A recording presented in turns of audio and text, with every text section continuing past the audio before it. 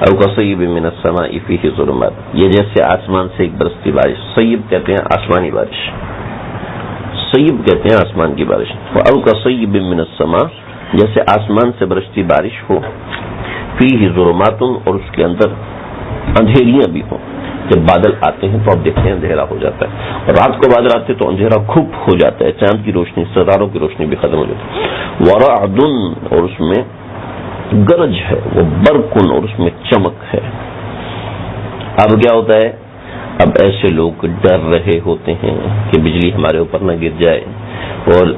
جب وہ بجلی کڑکتی ہے تو ان کو کچھ رکھ کر دیکھنے کی کوشش کرتے ہیں، تو یہ جعلون ڈرنے کی وجہ سے یہ جعلون اصابعهم فی آذانہم اپنی کانیں اپنی انگلیاں کانوں میں ڈال لیتے ہیں، من الصواعق موت کے خوف کی وجہ سے، صواعق صاعقہ کہتے ہیں بجلی کا نیچے کڑک کے گرنا، تو صواعق یہاں پہ موت ہے اصل، حذر الموت یعنی من الصواعق بجلی کے کڑک کے گرنے کی وجہ سے وہ ڈرتے ہیں، حذر الموت موت کے ڈر سے، واللہ محیط بالکافرین اور اللہ تعالیٰ نے کافروں کو گھیرے میں لے رکھا ہے، ایسے لوگ گھیرے سے بچ نہیں سکتے، اللہ ہماری حفاظت فرمائے۔ اور پھر یکاد البرق ان کو ڈر لگ رہا ہوتا ہے، ان کو ڈر لگ رہا ہوتا ہے، ایسا لگ رہا ہوتا ہے کہ بجلی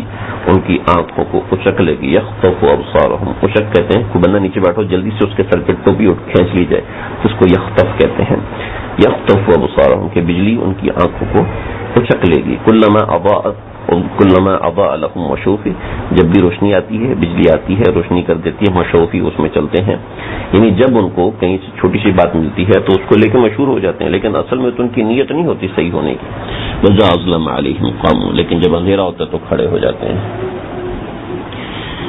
اللہ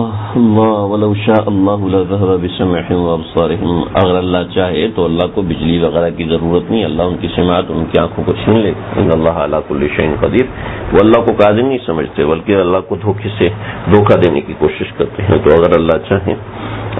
چاہیں تو اللہ تعالیٰ کی قدرت ہے، وہ سب کچھ کر سکتے ہیں۔ تو یہاں تک تین گروہوں کا ذکر ہو گیا، تین قسم کے لوگوں کا ذکر ہو گیا، ایک مومنین کا اور دوسرا کافرین کا، تیسرا منافقین کا۔ یہاں تک ایک رکوع ہمارا مکمل ہو گیا، اور یہاں تک ہماری تمہید تھی جس میں تین لوگوں کا اللہ رب العزت نے ذکر فرمایا تھا سورہ بقرہ کا، تو یہ پہلے حصے کا ایک مضمون یہاں تک مکمل ہوا کہ فرقہ ثلاثہ کی تفصیل۔ اگلا دوسرا مضمون ہے توحید، یہ توحید کا اللہ رب العزت نے یہاں ان آیات کے اندر ذکر فرمایا، اور اس کے بعد صداقت قرآن ہے جو کہ بہت جلدی آئے گا انشاءاللہ، میں اس کا ذکر کرتا ہوں۔